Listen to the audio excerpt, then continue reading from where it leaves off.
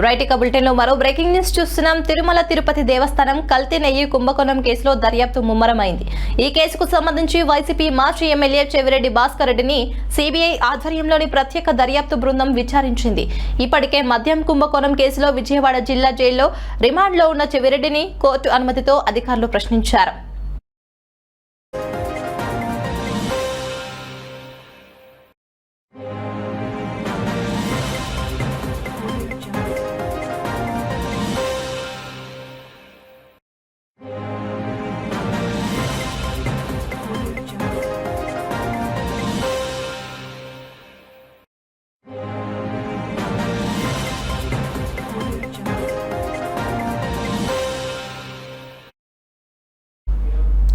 కల్తీ నెయ్యి వ్యవహారం వెలుగులోకి వచ్చిన సమయంలో ఆయన టీటీడీ పాలక మండలి సభ్యుడిగా ఉన్నారు.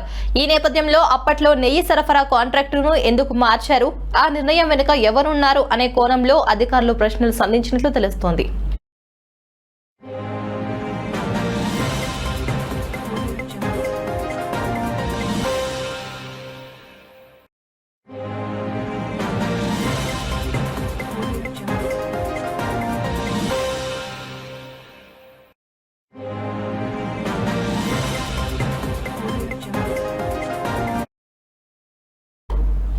ఇక ఈ కుంభకోణంలో భాగమైన వ్యక్తులతో జరిగిన చర్చలు ఒప్పందాల మార్పునకు దారితీసిన పరిస్థితులపై అధికారులు కీలక సమాచారాన్ని రాబట్టినట్లు సమాచారం.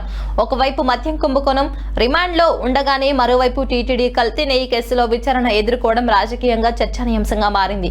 ఈ కేసులో త్వరలోనే మరిన్ని కీలక పరిణామాలు చోటు చేసుకునే అవకాశం ఉందని దర్యాప్తు వర్గాలు భావిస్తున్నాయి.